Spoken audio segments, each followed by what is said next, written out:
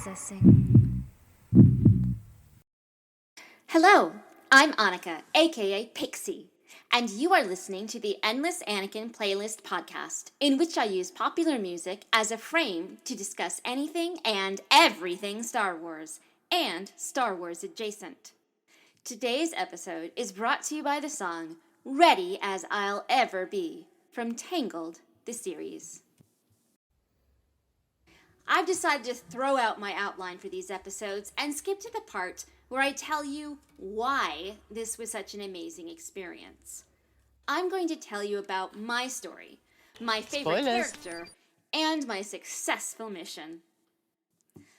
I've described the Starcruiser as a multiverse, and I love a multiverse. I love it in Star Trek, I love it in Marvel, I love it in Evangelion. It's a powerful concept.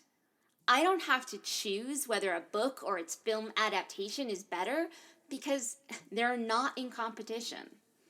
They are two versions of the same story.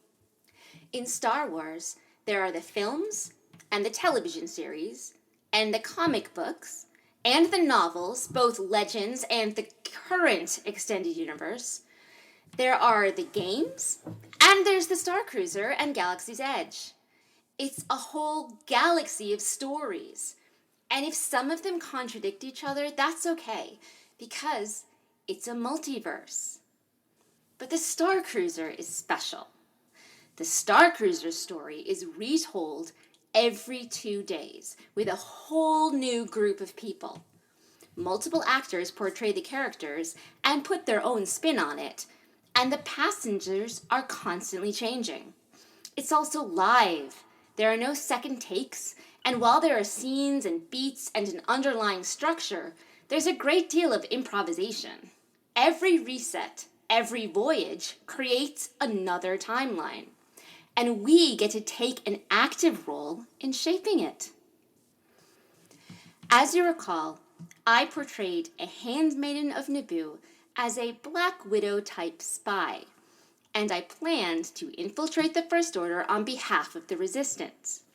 Now, Disney is savvy enough to know people like me would want this as an option, so I did get to interact with Resistance members on my datapad.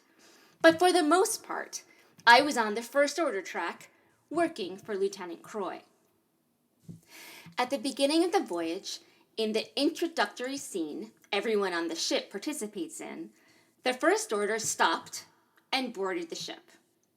Lieutenant Croy had intel about Resistance activity on board the Halcyon, and he chose to remain and root it out.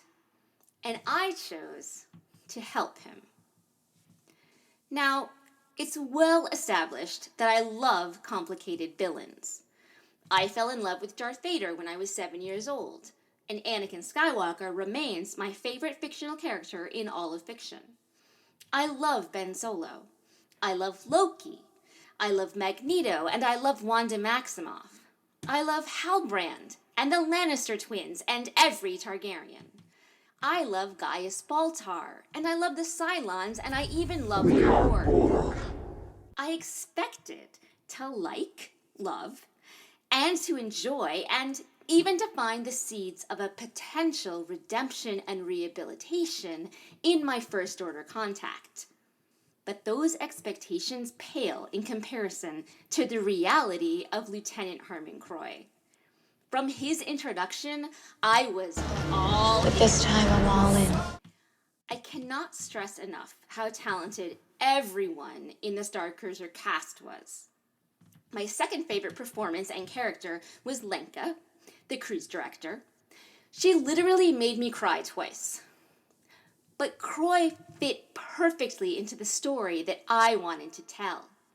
He projected the false confidence of authority from the get-go.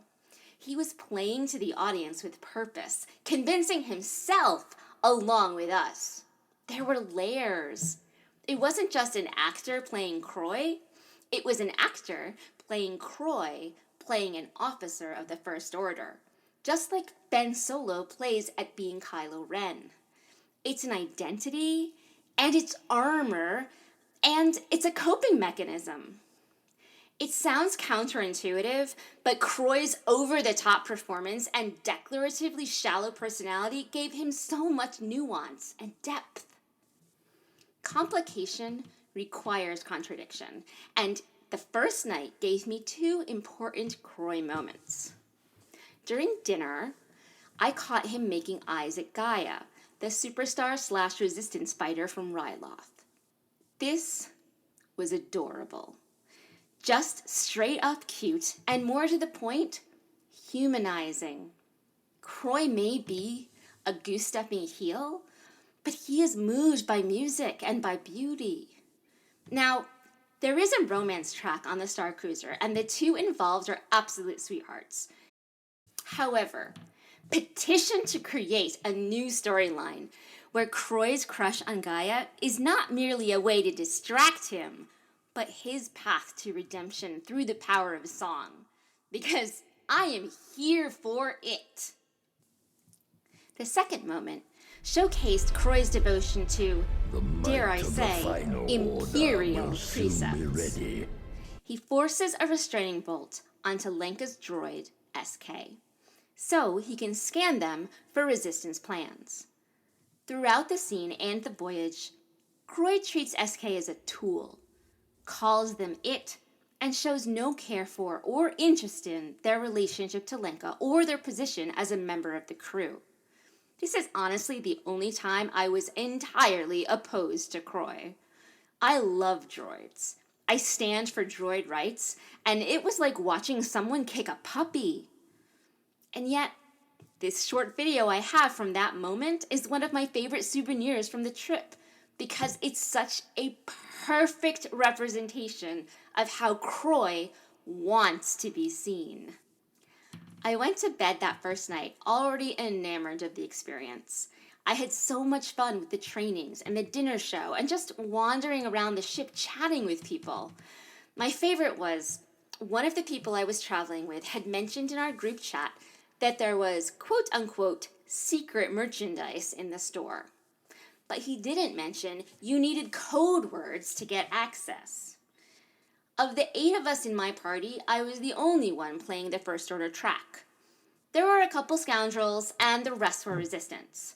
Sam and Jean were on board with me being a spy for the rebels, but the little girl in our party did not trust me at all. And in fact, she told other passengers and even cast members not to trust me either, which honestly, good for her. But because of all this, I was alone when I inquired about the secret merch at the gift shop.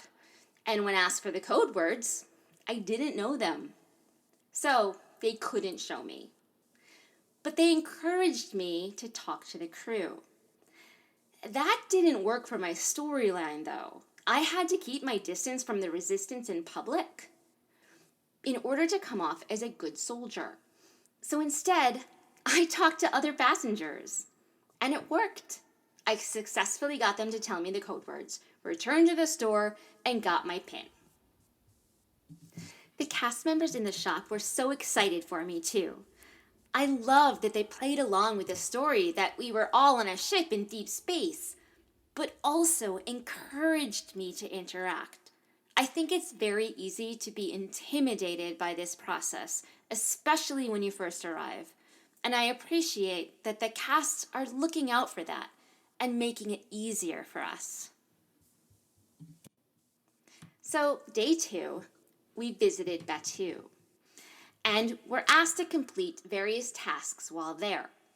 This was my first trip to Galaxy's Edge. It was under construction the last time I'd been to the park, and it's an incredible experience. I'll talk about that more another time. But I had fun even when I was completely lost trying to find the various landmarks on my task list. I spent some time with my friends and some time off doing my own thing because, again, I was the only one working for Lieutenant Croy. They also did not want to leave Galaxy's Edge to remain immersed the whole time, but I wanted to ride Star Tours. I have a good deal of nostalgia for it. The last time I'd been to Hollywood Studios, we'd ridden it 5 times in a row during extra magic hours. And I'm really happy I did, because I got to be the rebel spy, and we landed on Naboo, which was all perfect for my story. I'd seen Kylo Ren arrive in Batuu, so I played out my own little extra mission to send notice to the Handmaiden network. Once my tasks and my side trip to Endor and Naboo were complete, I returned to the Halcyon. I had lunch and my photo shoot, and then I dressed for dinner and met my friends in the lounge. And here's the moment that perhaps defines my experience on the Starcruiser.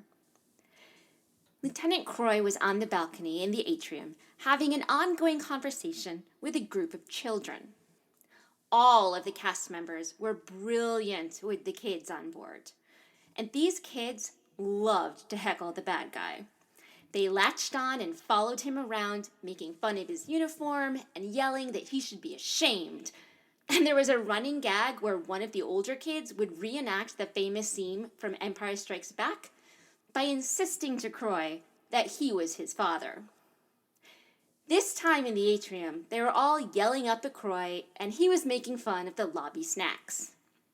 I've since learned that this is a recurring character beat, that Croy doesn't like spicy snacks. But at the time, I was just enjoying the kids giving Croy a hard time, and Croy telling the kids that none of them would make it in the First Order. So Croy is on the balcony.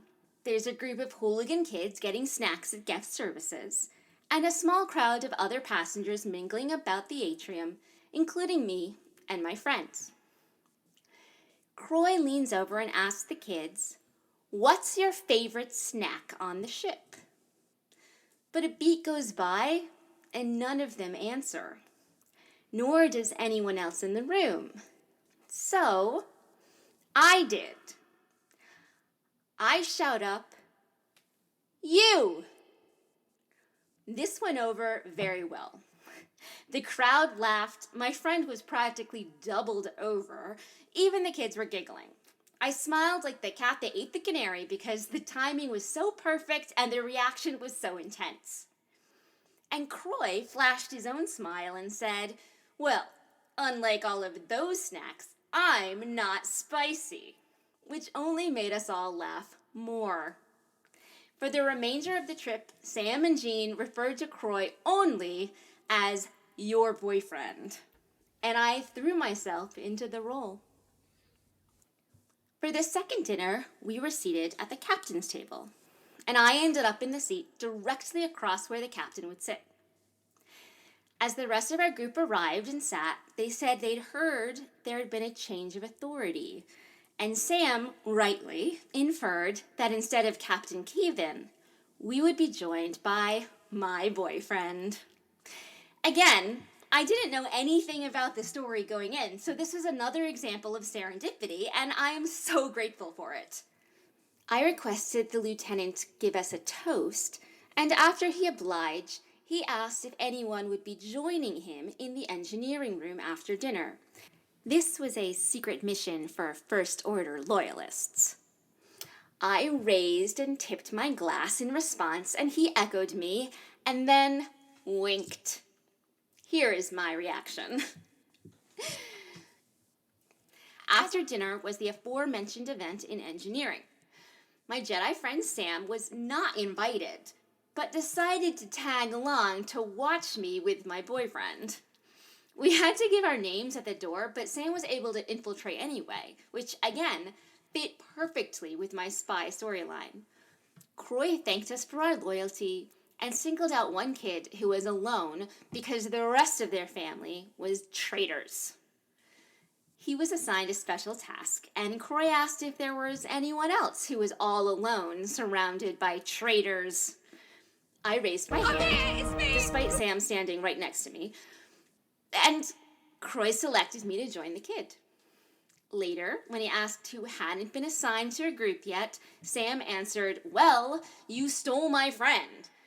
And they glared at me. But I immediately said, "I don't know them." The whole thing was truly delightful. The kid I was helping was entirely unimpressed with my video game skills, but after we successfully sabotaged the ship, Croy posed for a selfie with me, so on balance, I won. Also, before dismissing us all, Croy ordered us to tell no one about the operation because the resistance were everywhere. And Sam leaned in to tell me they were off to immediately tell the resistance all about the operation. Seriously, I couldn't have scripted this better. After the engineering operation, we were ordered to the bridge to help defend the ship. From the order, as it turned out, which is important because it means that Croy valued the people on the ship and the mission that we were working on. But after the battle, we got a missive from Supreme Leader Kylo Ren himself telling us he was coming aboard. Lieutenant Croy fell to the floor in a charming display of physical comedy, and, well, we were barreling toward the finale. I'm not going to go into too much detail about the end, because that's where all the tracks collide, so it's the most spoilery part of my story. I just want to mention 2 moments. The first was when Croy confronted the resistance about the heist, and the passengers were encouraged to pull in I Am Spartacus to protect them. I was by chance, or more serendipity, standing next to Lenka, and so I got the request directly from her. That means when it came time to reveal my true colors, it was at her order. And second, when backed into a corner, Croy revealed a lot of himself too. I said at the top, I'm predisposed to finding hidden good in villains. But in this case, plenty of other people see it too. To wrap up, here are 5 headcanons I have for Harman Croy. 1. Lieutenant Croy's role as an analyst blinds him to the suffering that the First Order perpetuates. I imagine Croy's day-to-day pre-Halcyon life to be somewhat like the Cyril Karn office scene in Andor. He's a tiny cog in a giant machine. He experiences an event like the destruction of Hasnian Prime as a report, and all the dead as numbers of resistance fighters who have now been contained. Because to the Order, the Resistance and the Republic are synonymous. And if there were any Imperialists or First Order loyalists who also died, well, they were necessary collateral damage. Yes, very sad. Anyway. But when he boards the Halcyon and interacts directly with loyalists, resistance, and the full spectrum of people in between, he can no longer ignore the reality that his actions and his beliefs result in harm, destruction, and death. 2. Croy's crush on Gaia suggests that he's lived a sheltered life. There is no color in the Empire. 20 years ago, fans complained that the prequels didn't look like Star Wars because the aesthetic of the original trilogy is so muted in comparison. But that's the point. Croy grew up in the remnants of the Empire that ultimately became the First Order. I imagine it to be a highly regimented life, with very little color or pop music or overt joy, and certainly without rebellion, which is also another way to say without conviction. Gaia represents the opposite of all of that. She's the most alive person he's ever seen, and he is instantly attracted to it. 3. Related, Croy suffers from a lack of choices. He was raised to respect the ideals of the Empire, an authoritarian government that values order and duty and blind obedience. He was told explicitly that rebellion is deviant behavior, so he would feel shame any time he questioned authority. This is one of my favorite kinds of villains, the ones who are products of the violent, imperialist, xenophobic cultures that they grow up in. Those are the ones who have the best potential for growth. 4. To quote Croy's superior, he has a desperate need for approval. To me, that suggests a lack of affection in childhood. At our dinner, he brought up his mother, and he talked about respect and fortitude, but not warmth. His father barely got a mention at all.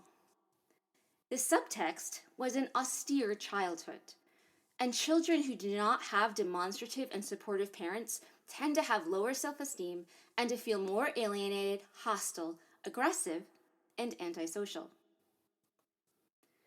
5. As I mentioned earlier, I see Lieutenant Croy of the First Order as a character that Harman Croy puts on. In the Tangled song, Valerian, a vengeful antagonist at the time, says, "I'm the bad guy. That's fine. It's no fault of mine, and some justice at last will be served. It's time to step up or it's time to back down, and there's only one answer for me. I'll stand up and fight, 'cause I know that I'm right, and I'm ready as I'll ever be." Put all together, Croy's time on the Halcyon is his first real interaction with the Resistance, in opposition to the Order, and how it all falls out makes him question his upbringing, his job, his decisions. Whether or not he makes better choices going forward is a question for fan fiction. But I believe in Harman Croy's atonement arc. So I went in being a Resistance member posing as a First Order loyalist, but I disembarked a Croyalist through and through. Thank you for listening to Endless Anakin. Follow my playlists on YouTube and Spotify, and after the episode, the song I've discussed will immediately play. Links can be found at anakin.me. That's ANAKIN.ME. Please follow, like, subscribe, and tell all your friends to do the same. See you next time, and may the Force be with you.